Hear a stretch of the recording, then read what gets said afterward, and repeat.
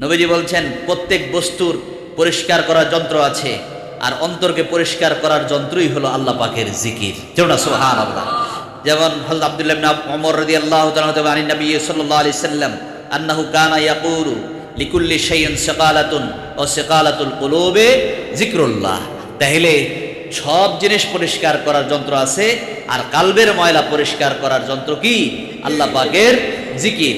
আর জিকির অপেক্ষায় আল্লাহর আযাব হতে অধিক মুক্তি দেওয়ার আর কোনো ইবাদত নাই। আল্লাহর আযাব থেকে মুক্তি পাওয়ার সবচেয়ে সহজ রাস্তা হলো আল্লাহ পাকের জিকির। এর চাইতে ভালো রাস্তা, মুক্তি পাওয়ার আর শক্ত রাস্তা আর কোনো রাস্তা করেছেন। এই জন্য যখন তোমরা বেহেশতের বাগানে পুষবে, তাহলে জিকিরের মধ্যে কিসের বাগান? এখানে রাসূল সাল্লাল্লাহু আলাইহি ওয়াসাল্লাম বলছেন, ইজা মারারতুম বিরিয়াদিল জান্নাহ। সুবহানাল্লাহ। দেখছেন নি, নবীজি বলতেছেন ইজা মারারতুম, যখন তোমরা যাবে বিরিয়াদিল জান্নাহ, বেহেশতের বাগানে। আপনি দুনিয়ার জমিন আপনি কইবেন আপনি এমুকের ঘরে গেছেন, এমুকের বাড়িতে গেছেন, কিন্তু নবীজি বলতেছেন এটা এমুকের ঘর হইতে পারে, কিন্তু আজকে জিকিরের মধ্যে কায়েম করার কারণে আজকে ঘর নাই, এটা বেহেশতের বাগান। এটা কিসের বাগান? বেহেশতের বাগান। ইজা মারারতুম বিরিয়াদিল জান্নাহ, যখন তোমরা বেহেশতের বাগানে প্রবেশ করবে, বিচরণ করবে, তখন সেখান থেকে তোমরা ফল ইত্যাদি এগুলা গ্রহণ করবে, এগুলা দ্বারা উপকৃত হবে। সাহাবীগণ জিজ্ঞেস করেন, ইয়া রাসূলুল্লাহ, বেহেশতের বাগান বলতে কি? তিনি উত্তর করলেন, তা হলো জিকিরের মজলিস। বেহেশতের বাগান কি? এই যে এখানে হাদিসের মধ্যে বলছেন, ইজা মারারতুম বিরিয়াদিল জান্নাহ ফারতাউ, ক্বালু ইয়া রাসূলুল্লাহ, হে আল্লাহর রাসূল, মা রিয়াদুল জান্নাহ, বেহেশতের বাগান কি? দুনিয়ার জমিনে আবার বেহেশতের বাগান কোথায়? ক্বালা হিয়া হিলাকু যিকরি, যেখানে আল্লাহর জিকির হয় ওইটাই হলো বেহেশতের বাগান। রাওয়াহু তিরমিজি শরীফের হাদিস। জরুন না সুবহানাল্লাহ। লাখ কোটি শুকরিয়া যে মহান আল্লাহ পাক আপনাকে আমাকে আজকে এই পবিত্র জুমার দিনে জুমার নামাজ পড়ার উদ্দেশ্যে আল্লাহর ঘর মসজিদে আসার এবং বসার মতো তৌফিক দান করেছেন। মহান আল্লাহ পাকের নিকট শুকরিয়া আদায় করার একবার বলুন আলহামদুলিল্লাহ। জুমার দিন অত্যন্ত গুরুত্বপূর্ণ একটা ফজিলতপূর্ণ দিন। এমন একটি বরকতপূর্ণ দিনে, বরকতপূর্ণ সময়ে আল্লাহকে ডাকার মতো আল্লাহ পাক যে সুযোগ করে দিয়েছেন, তাই আল্লাহ পাকের নিকট শুকরিয়া আদায় করার একবার বলি আলহামদুলিল্লাহ। বিশেষ করে জুমার দিনের বরকত ফজিলত আল্লাহ পাকের নিকট অনেক বেশি, এবং আমরা যে আজকে এই জুমার দিনে বিশেষ করে এই সফর মাসে আমাদের এই মদিনার জামাত কামাল্লা দরবার শরীফে 10 দিন ব্যাপী খাসুল খাস মাহফিল চলতেছে আজকে চতুর্থ দিনে, এবং বিশেষ করে এই জুমার দিনে আল্লাহ পাক যেন আমাদের সকলকে আল্লাহর খাস বান্দা হিসাবে কবুল করে নেন।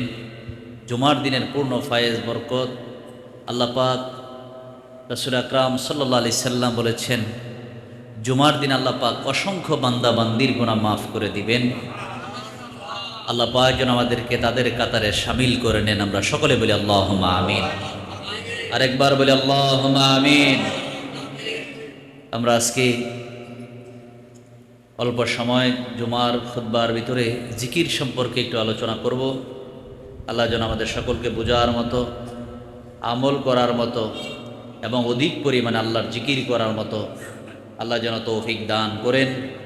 আমরা সকলে বলি আল্লাহুম্মা আমিন। আরেকবার বলি আল্লাহুম্মা আমিন।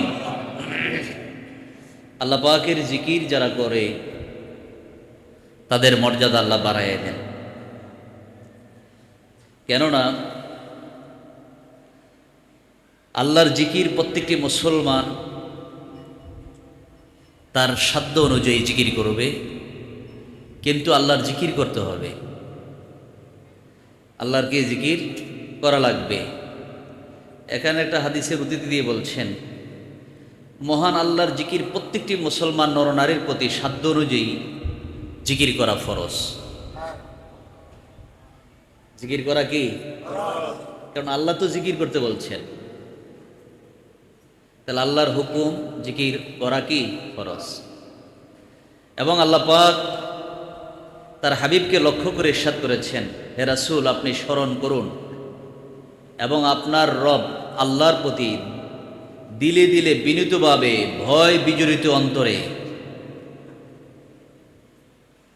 ভিতরে ভয় নিয়ে সকাল সন্ধ্যায় তথা সার্বক্ষণিকভাবে আপনি আল্লাহর জিকির করুন। জোর না সুবহানাল্লাহ। কিন্তু সাবধান, আপনি কখনো আল্লাহর জিকির থেকে অন্তর্ভুক্ত লোকদেরকে, অন্তর্ভুক্ত গাফেল যারা, আপনি কখনো এগুলা থেকে কি করা যাবে না, গাফেল হওয়া যাবে। তাহলে আল্লাহ যদি নবীকে এই আদেশ দিতে পারেন, তাহলে আমাদের উপরে এই জিকির করা দরকার আছে কিনা? সকল দরকার আছে কিনা? যেমন قال الله تعالى خطابا لنبيه صلى الله عليه وسلم واذكر ربك في نفسك تضرعا جوڑا سبحان الله وخيفة ودون الجهر من القول بالغدو والآصال এরপর ওয়ালা তাকুন মিনাল গাফিলিন। কিন্তু আল্লাহর জিকির থেকে গাফেল হওয়া যাবে না। যখন সুযোগ হবে তখনই আপনাকে আল্লাহর জিকির করতে হবে। এগুলোর উপরে আমি আরো আলোচনা, অল্প সময়ের ভিতরে আলোচনাগুলো করব। আল্লাহ যেন আমাদের সকলকে বুঝার মতো, এবং জিকিরের কি বরকত, কি ফজিলত, এগুলো আমরা এই বুঝার চেষ্টাও করি না। যদি চেষ্টা করতাম তাহলে আমরা অবশ্যই আল্লাহর জিকিরের মধ্যে মগ্ন থাকতাম। আল্লাহ যেন আমাদের সকলকে আল্লাহর জিকির করার মতো তৌফিক দান করেন। আমরা সকলে বলি আল্লাহুম্মা আমিন। আরেকবার বলি আল্লাহুম্মা আমিন। এবং জিকির, আল্লাহর জিকিরকারীর মর্যাদা সম্পর্কে রাসূল সাল্লাল্লাহু আলাইহি সাল্লামের অসংখ্য হাদিসের মধ্যে এখানে বলা হয়েছে যে জিকরুল্লাহর গুরুত্ব মর্যাদা সম্পর্কে কোরআন এবং হাদিসের মধ্যে 100-র উপরে দলিল আদিল্লাহ আছে। বিশেষ করে হযরত আবু মুসা আশআরী রাদিয়াল্লাহু তাআলা থেকে হাদিস খানা বর্ণিত, রাসূল পাক সাল্লাল্লাহু আলাইহি ওয়াসাল্লাম ইরশাদ করেছেন, আল্লাহর জিকিরকারী জীবিত লোকের নেয়, আর যে ব্যক্তি আল্লাহর জিকির করে না সে মৃত লোকের নেয়। আমরা বলি না জিকির, যার কালবে আল্লাহর জিকির আছে সেই লোকটা হলো জীবিত, আর যার কালবে আল্লাহর জিকির নেই ওই লোকটা কি, মৃত। তো এই কথাটা কি আমাদের কথা না বুখারী শরীফ হাদিসের কথা? এটা বুখারী শরীফ হাদিসের মধ্যে রাসূল সাল্লাল্লাহু আলাইহি সাল্লাম ইরশাদ করেছেন, ক্বালা ক্বালা রাসূলুল্লাহ সাল্লাল্লাহু আলাইহি সাল্লাম মাসালুল্লাযী ইয়াযকুরু রাব্বাহু, উদাহরণস্বরূপ নবীজি বলতেছেন মাযাকুরুল্লাযী, এটা একটা উদাহরণ হলো যে যার কালবে ইয়াযকুরু রাব্বাহু, যার কালবে আল্লাহর জিকির আছে, ওয়াল্লাযী লা ইয়াযকুরু কামাসালিল হাইয়্যি ওয়াল মাইয়্যিতি, জীবিত এবং মৃতর সঙ্গে তুলনা করছেন। যার কালবে আল্লাহর জিকির আছে সেই লোকটা হলো জীবিত, যার কালবে আল্লাহর জিকির নাই ওই লোকটা হলো মৃত। রাওয়াহুল বুখারী, এটা বুখারী শরীফের হাদিস। এটা কি বুখারী শরীফের কি হাদিস? অর্থাৎ আপনি দেখবেন মৃত মানুষের সামনে যদি ভালো কথাও বলেন সে কি শুনবে? আপনি যে তার জন্য এত কান্নাকাটি করতেছেন, তার মায়ায় আপনি চোখের পানি ফেলায় কাঁদতেছেন, সে কি কোনো জবাব দিতে পারতেছে? কথা বলতে পারতেছে? তেমনিভাবে যার কালবে আল্লাহর জিকির নাই তার সামনে যত ভালো কথাই বলেন সেই কথাগুলো গ্রহণ করবে না। সেই কথাগুলো কি করবে না? গ্রহণ করবে না। তাকে যদি যত ভালো কথাই বলেন ওর জায়গার মধ্যে ও অটল থাকবে, ওর মতো ও চলে যাবে। আর যার কালবে আল্লাহর জিকির আছে সে কবরের কথা, জাহান্নামের কথা, জান্নাতের কথা এগুলো শুনলে তার মন দুর্বল হয়ে যায়। তখন কবর আযাবের কথা শুনলে তার চোখ থেকে পানি আসবে, সে নমনীয় হয়ে যায়। তাইলে বোঝা গেল যার দিল নরম, যার দিলের মধ্যে আল্লাহর জিকির আছে ওই দিলগুলা নরম থাকে। যেমন না সুবহানাল্লাহ, ওই দিলগুলো কি থাকে? নরম থাকে। এই জন্য যার কালবে আল্লাহর জিকির আছে ওই লোকটা হলো জীবিত, আর যার কালবে আল্লাহর জিকির নাই ওই লোকটা কি? মৃত। আবু সাঈদ খুদরি রাদিয়াল্লাহু তাআলা হতে আরেকটা হাদিস বর্ণিত, রাসূল সাল্লাল্লাহু আলাইহি সাল্লাম ইরশাদ করেছেন, ঈমানদার পুরুষগণের যে দলই মহান আল্লাহর জিকিরের উদ্দেশ্যে জিকিরের মজলিস কায়েম করেন, পুরুষ লোকেরা, ঈমানদাররা যদি কোথাও কোনো জিকিরের মজলিস কায়েম করেন, আল্লাহ পাকের ফেরেশতাগণ তাদের চতুর্দিকে বেষ্টন দিয়ে ফেলেন, মানে ফেরেশতারা চতুর্দিকে দাঁড়িয়ে যান। আল্লাহ পাকের রহমত তাদেরকে ঢেকে ফেলে। নাজালাত আলাইহিমুস সাকিনা, এখানে আল্লাহ পাকের এখানে হাদিসের মধ্যে বলছে, দেখেন রাসূল সাল্লাল্লাহু আলাইহি ওয়াসাল্লাম, লা ইয়াকউদু কওমুন, যদি কোনো সম্প্রদায় ইয়াযকুরুনাল্লাহা ইল্লা হাফাতহুমুল মালায়েকা, জিকিরের মজলিস যখন কায়েম করে তখন ওই জায়গার মধ্যে আল্লাহর রহমতের ফেরেশতারা হাজির হয়ে যায়, বেষ্টন দিয়ে ফেলেন। ও গাশিয়াতহুমুর রাহমা, আল্লাহ রহমত দিয়ে তাদেরকে বেষ্টন দিয়ে ফেলেন। ও নাযালাত আলাইহিমুস সাকিনা, ওই জায়গার মধ্যে আল্লাহর রহমত নাজিল হতে থাকে। ওই জায়গার মধ্যে আল্লাহর রহমত কি নাজিল হতে থাকে। এরপরে আল্লাহ রাসূল সাল্লাল্লাহু আলাইহি সাল্লাম বলেছেন, শুধু তাই না, তখন মহান আল্লাহর নিকট ফেরেশতাগণ সাথে তখন তাদের ব্যাপারে আল্লাহ পাক আলোচনা করতে থাকেন। যেমন সুবহানাল্লাহ, আল্লাহ পাক ফিমান ইনদাহু ওয়া যাকারাহুমুল্লাহু ফিমান ইনদাহু, রাওয়াহু মুসলিম, এটা মুসলিম শরীফের হাদিস। তাদের ব্যাপারে আল্লাহ ফেরেশতাদের সঙ্গে কথা বলতে থাকে, যেই বান্দাগুলো আমার দেখে নাই কিন্তু তারা আমার জিকির করতেছে। আল্লাহ যদি তার বান্দার আপনার ব্যাপারে যদি কথা বলেন, আপনার দামটা কেমন? আর যেমন সুবহানাল্লাহ, কি কোন মর্যাদা কম না বেশি? বেশি। যেমন সুবহানাল্লাহ। এরপরে হাদিসের মধ্যে আছে, রাসূল সাল্লাল্লাহু আলাইহি ওয়াসাল্লাম আব্দুল্লাহ ইবনে আব্বাস রাদিয়াল্লাহু তাআলা হতে বর্ণিত, রাসূল পাক সাল্লাল্লাহু আলাইহি ওয়াসাল্লাম ইরশাদ করেছেন, শয়তান আদম সন্তানের কালবের মধ্যে, শয়তান পুরো বডির মধ্যে, হাতের মধ্যে, পায়ের মধ্যে, চোখের মধ্যে না। এখানে নবীজি বলতেছেন, আশ-শায়তানু জাসিমুন আলা কালবি বানি ইবনে আদম, বনি আদমের কলবের মধ্যে জাপটি মেরে বসে। কোথায়? কলবের মধ্যে। যখন বান্দা যখন ফাইজা যাকারাল্লাহ খানাসা ওয়া ইজা গাফালা ওয়াসওয়াসা, বান্দা যখন আল্লাহর জিকির থেকে দূরে সরে যায়, তখন কলবের মধ্যে শয়তান জাপটি মেরে বসে তারে ধোঁকা দিতে থাকে। আর গাফেল যখন হয়ে যায়, তখন এই গাফেল অবস্থায় তাদেরকে শয়তান কি করে? ধোঁকা দিতে থাকে। আর ফাইজা যাকারাল্লাহ খানাসা, যখন বান্দা আল্লাহর জিকির করে, তখন শয়তান কলব থেকে দূরে সরে যায়। তখন বান্দার কলব থেকে শয়তান কি করে? জিকির যখন করে, তখন শয়তান আর কালবের মধ্যে বসে থাকতে পারে না, তখন সেখান থেকে দূরে সরে চলে যায়। তাহলে অধিক পরিমাণে আল্লাহর জিকির করতে হবে। হযরত আনাস রাদিয়াল্লাহু তাআলা হতে আরেকটা হাদিস বর্ণিত, রাসূল পাক সাল্লাল্লাহু আলাইহি ওয়াসাল্লাম ইরশাদ করেছেন, যখন তোমরা বেহেশতের বাগানে পৌঁছবে, তাহলে জিকিরের মধ্যেটা কিসের বাগান? এখানে রাসূল সাল্লাল্লাহু আলাইহি ওয়াসাল্লাম বলছেন, ইজা মারারতুম বিরিয়াদিল জান্নাহ। সুবহানাল্লাহ, দেখছেন নি? নবীজি বলতেছেন, ইজা মারারতুম, যখন তোমরা যাবে বিরিয়াদিল জান্নাত, বেহেশতের বাগানে। আপনি দুনিয়ার জমিনে আপনি কইবেন আপনি এমুকের ঘরে গেছেন, এমুকের বাড়িতে গেছেন, কিন্তু নবীজি বলতেছেন এটা এমুকের ঘর হইতে পারে, কিন্তু আজকে জিকিরের মধ্যে কায়েম করার কারণে আজকে ঘর নাই, এটা বেহেশতের বাগান। এটা কিসের বাগান? বেহেশতের বাগান। ইজা মারারতুম বিরিয়াদিল জান্নাহ, যখন তোমরা বেহেশতের বাগানে প্রবেশ করবে, বিচরণ করবে, তখন সেখান থেকে তোমরা ফল ইত্যাদি এগুলা গ্রহণ করবে, এগুলা দ্বারা উপকৃত হবে। সাহাবীগণ জিজ্ঞেস করেন, ইয়া রাসূলুল্লাহ, বেহেশতের বাগান বলতে কি? তিনি উত্তর করলেন, তা হলো জিকিরের মজলিস। বেহেশতের বাগান কি? এই যে এখানে হাদিসের মধ্যে বলছেন, ইজা মারারতুম বিরিয়াদিল জান্নাহ ফারতাউ, ক্বালু ইয়া রাসূলুল্লাহ, হে আল্লাহর রাসূল, মা রিয়াদুল জান্নাহ, বেহেশতের বাগান কি? দুনিয়ার জমিনে আবার বেহেশতের বাগান কোথায়? ক্বালা হিয়া হিলাকু যিকরি, যেখানে আল্লাহর জিকির হয়, ওইটাই হলো বেহেশতের বাগান। রাওয়াহু তিরমিজি শরীফের হাদিস। জোরে না সুবহানাল্লাহ। তাহলে দুনিয়ার জমিনে বেহেশতের বাগান কোনটা? যেখানে আল্লাহর জিকির হয়, যেখানে আল্লাহর কি হয়, ওইটা কি? বেহেশতের বাগান।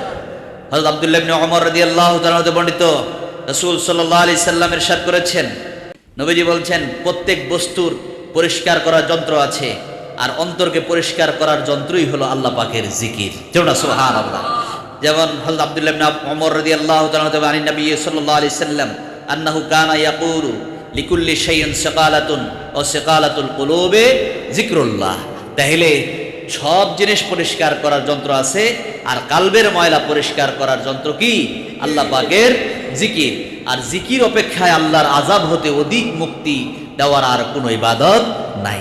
আল্লাহর আযাব থেকে মুক্তি পাওয়ার সবচেয়ে সহজ রাস্তা হলো আল্লাহ পাকের জিকির। এর চাইতে ভালো রাস্তা, মুক্তি পাওয়ার আর শক্ত রাস্তা আর কোনো রাস্তা নাই। এই জন্য আল্লাহ রাসূল সাল্লাল্লাহু আলাইহি ওয়াসাল্লাম, ওয়া মা মিন শাইইন আমজা মিন আযাবিল্লাহি মিন যিকরিল্লাহ।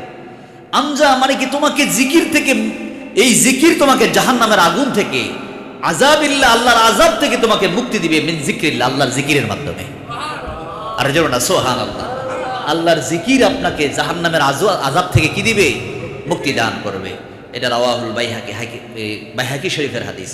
হযরত আব্দুল্লাহ ইবনে বুশাইর রাদিয়াল্লাহু তাআলা হতে বর্ণিত, ক্বালা ইয়া রাসূলুল্লাহ, হযরত রাসূল সাল্লাল্লাহু জনৈক সাহাবী এসে প্রশ্ন করলেন, ইয়া রাসূলুল্লাহ, ইসলামের বিধিবিধান আমার উপর আমাকে এমন একটি আমল বাতিয়ে দেন, আমাকে এমন একটি আমল দেন যে আমল দ্বারা সার্বক্ষণিক আপনার সম্পৃক্ত থাকতে পারি, আপনার সাথে সম্পর্ক বজায় রাখতে পারি।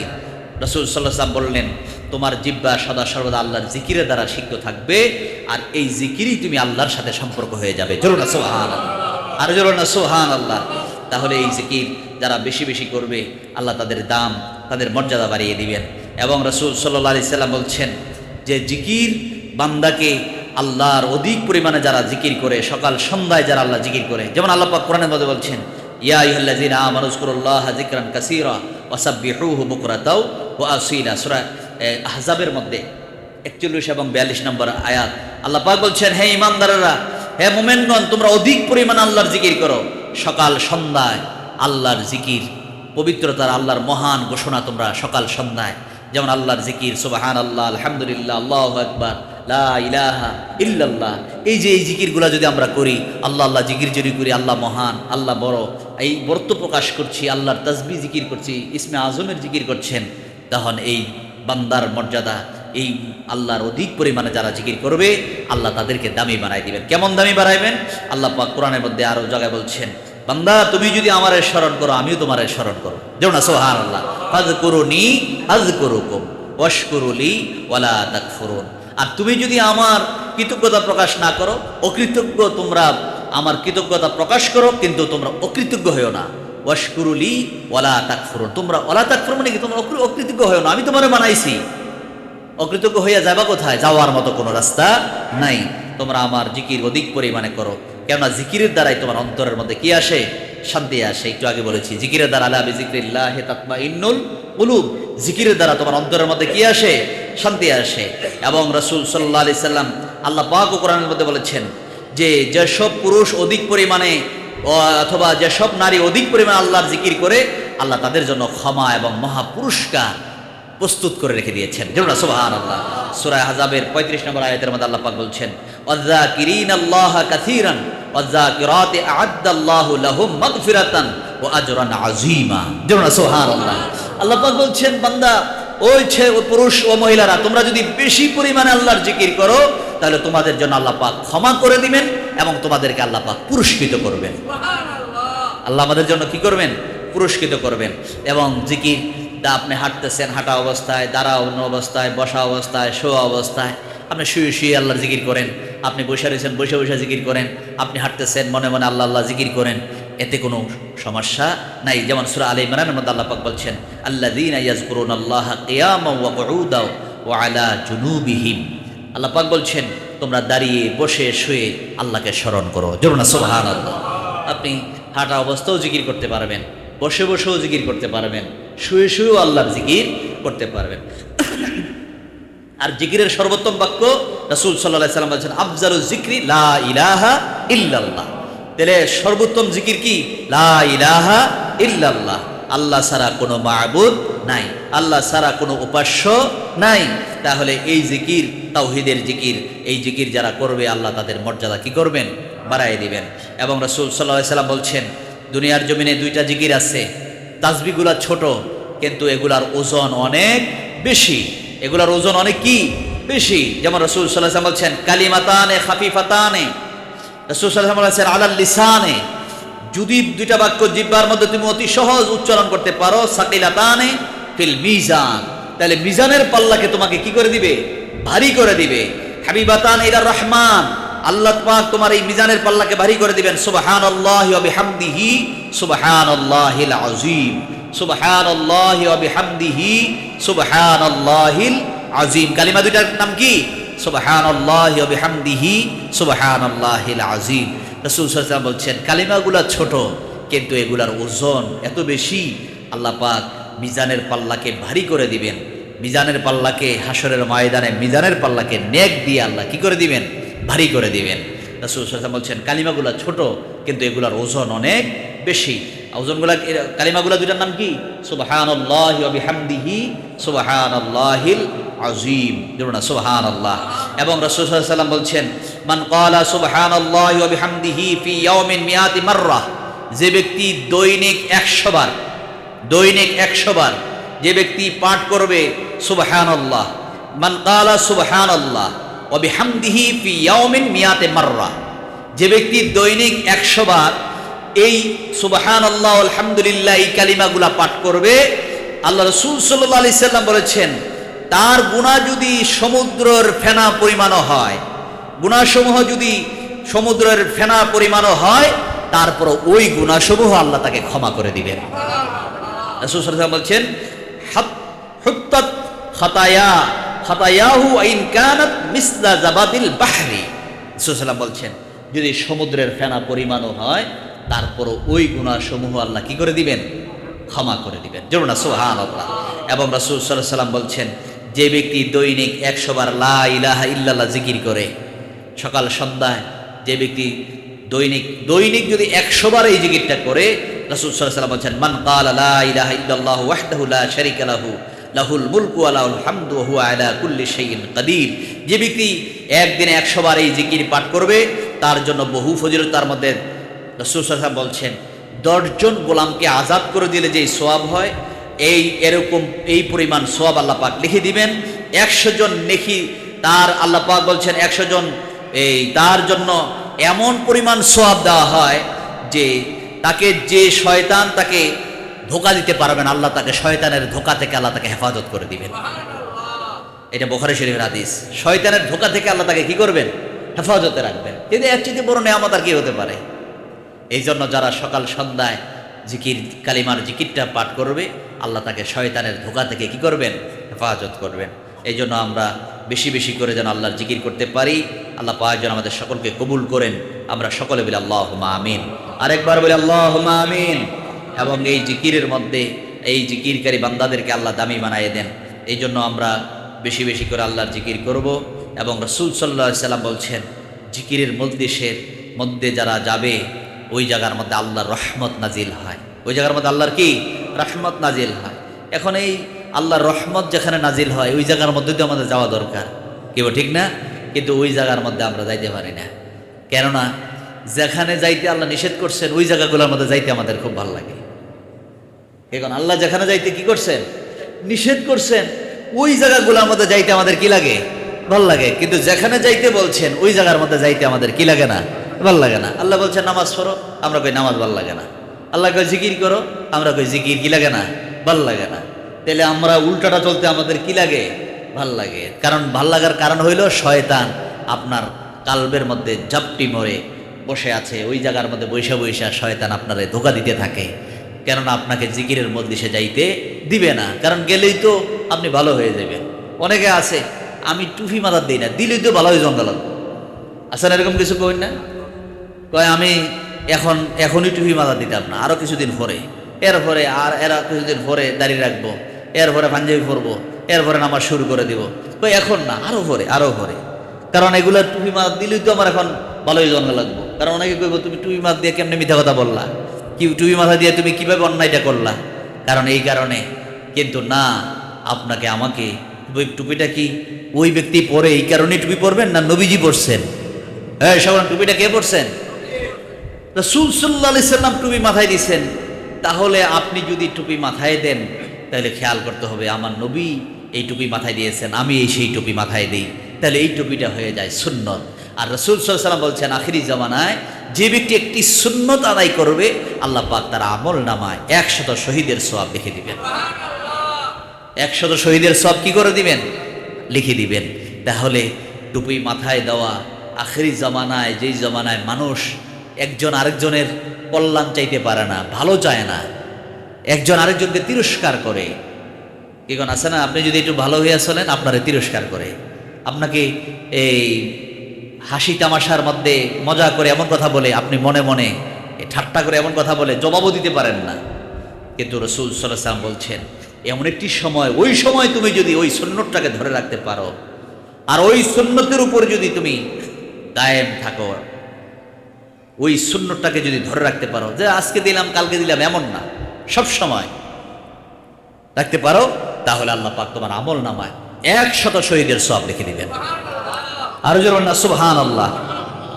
তাহলে এই কাজগুলা করা অত্যন্ত কঠিন। দেখেন আগে মানুষ গাড়ি ছিল না, হেঁটে হেঁটে মানুষ চলাফেরা করছে, এরপরও মানুষের সময়ের কোনো অভাব ছিল না, সারাদিনই সময় পাইছে, জিকির করছে, আল্লাহরে ডাকছে। আর এখন এত তাড়াহুড়া, গাড়ি দেওয়া যায়, প্লেন দিয়ে এক দেশ থেকে আরেক দেশে যায়। আগে মক্কা মদিনার বাহন ছিল, মরুভূমির জাহাজই ছিল উট। মরুভূমির জাহাজ বলতো কাকে? উটকে বলা হইতো। উট দিয়ে মানুষ এক দেশ থেকে আরেক দেশে যাইতো, উট দিয়ে সফর করত, ঘোড়া দিয়ে যাইতো। গাড়ি নাই, প্লেন নাই, কোনো কিছুই নাই। এরপরও মানুষ এত সময় নিয়ে চলাফেরা করছেন, লম্বা সময় ধরে সফর করেছেন, এরপরও তাদের ইবাদতের মধ্যে কোনো ঘাটতি নাই। চলা ফিরায়, উঠায় বসায় আল্লাহ জিকিরের মধ্যে মগ্ন ছিলেন। আর আমরা এত তাড়াহুড়া, তাড়াতাড়ি যেতে হইব, রিক্সায় যাওয়া যাইব না, সিনজি যেতে হইব, ঢাকা যেতে হলে বাসে গেলে দেরি হইব, প্রাইভেট কার নিয়ে যেতে হইব। এরপরে তাড়াতাড়ি করার পরও আমাদের তাড়াহুড়া করতেছে, কিন্তু আমরা কিন্তু আগাইতে পারতেছি না। আল্লাহ যদি আমাদেরকে বরকত না দেয়, আল্লাহ যদি আমাদেরকে বরকত না দেয়, আপনি কি চেষ্টা করে কোনো কিছু অর্জন করতে পারবেন? একই ব্যবসা অনেকজনে করে, কিন্তু দেখা গেছে একজন ব্যবসায় সফল, আরেকজনের ব্যবসায় একদম পুঁজি সহ ব্যর্থ হয়ে বাড়িতে চলে আসে, পুঁজিটাও আনতে পারে না। তুমি চেষ্টা করতে পারবে, আল্লাহ যদি বরকত না দেয় তাহলে আপনার আমার চেষ্টার দ্বারা কখনো সফলতা অর্জন করতে পারবো না।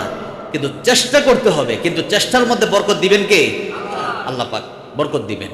কিন্তু আমরা যদি ভালো কাজের মাধ্যমে চেষ্টা করি, আল্লাহর হুকুম আদায় করে যদি চেষ্টা করি, তাহলে অল্প কাজের মধ্যে আল্লাহ কি দিবেন? বরকত দিবেন। যেমন আল্লাহ পাক বলছেন, বান্দা আমি যদি বরকত দিয়ে দিই, দেখেন হালালের মধ্যে বরকত বেশি, হারামের মধ্যে কি নাই? সকল হারামের মধ্যে কি নাই? বরকত নাই। হালালের মধ্যেই বরকত। আপনি গরু ছাগল যে জবাই করে খাচ্ছেন, গরু ছাগল কি দেশে কমে গেছে? গরু ছাগল বছরে বাচ্চা দেয় কয়টা? একটা। আর অন্য প্রাণী, যেই প্রাণীগুলা খাওয়া জায়েজ নাই, হারাম, ওই প্রাণীগুলা বাচ্চা কম দেয় না বেশি দেয়? বেশি দেয়। কিন্তু এরপরও কি গরু ছাগলের মতো রাস্তাঘাটে আপনি যেইভাবে হালাল, যেইভাবে গরু ছাগল জবাই করে কোরবানির সময় সাপ্তাহিক বাজারে, হাটে, মাঠে যেইভাবে গরু জবাই করে, বকরি জবাই করে, ছাগল জবাই করে খাচ্ছেন, কিন্তু ওই তুলনায় কি যেগুলা খান না হারাম জিনিস, এই হারাম জিনিস কি এইভাবে আছে? আল্লাহ পাক বলেন হালালের মধ্যেই বরকত। হালালের মধ্যে কি? আল্লাহ বলেন হালাল জিনিস তোমার অল্প যদি হয়, এটার মধ্যে আল্লাহ বরকত দিয়ে দিবেন। আর হারাম যদি অনেক বেশিও হয়, এটার মধ্যে কি নাই? বরকত নাই। দেখা যায় অনেক বেশি বেশি, যেমন সুদের টাকা দেখা যায় বেশি, কিন্তু দেখা গেছে এগুলার কোনো কি নাই? বরকত নাই। এগুলার মধ্যে কি নাই? বরকত নাই। হালালের মধ্যে বরকত। এই জন্য আল্লাহ পাক বলছেন আহাল্লাল্লাহুল বাইআ ওয়া হাররামার রিবা। আল্লাহ ব্যবসাকে হালাল করেছেন আর সুদকে কি করেছেন? হারাম করেছেন। আপনি যদি সুদ থেকে অ্যাভয়েড করে যদি আপনি নিজে চলতে পারেন, এই অল্পর মধ্যে আল্লাহ কি দিয়ে দিবেন? বরকত দিয়ে দিবেন। আপনি বুঝতেছেন মনে হয় যেন আর এই সুদে এই লোকটা অনেক টাকার মালিক, না, দেখা যাবে এটার কোনো বরকত নাই। আপনি তার জিন্দেগি তালাশ করে দেখবেন, যারা সুদ বেশি পরিমাণে খায়, দেখবেন যে এগুলোর মধ্যে কি নাই? বরকত নাই। কিন্তু হালালের মধ্যে কি আছে? বরকত আছে। এই জন্য আমরা যেন হালাল পথে চলতে পারি, আল্লাহ ওয়ালাদের সহবতে থাকতে পারি, এবং অধিক পরিমাণে সকাল সন্ধ্যায় যেন আল্লাহর জিকির করতে পারি। আল্লাহ যেন সেই তৌফিক দান করেন। আমরা সকলে বলি আল্লাহুম্মা আমিন। আরেকবার বলি আল্লাহুম্মা আমিন। এখন জিকির করার কথা কে বলছেন? আল্লাহ বলছেন। আল্লাহ পাক বলছেন এই জিকির তুমি যদি করো, আলা বিজিক্রিল্লাহি তাতমাইন্নুল কুলুব, জিকিরের দ্বারা তোমার অন্তরের মধ্যে কি আসে? শান্তি আসে।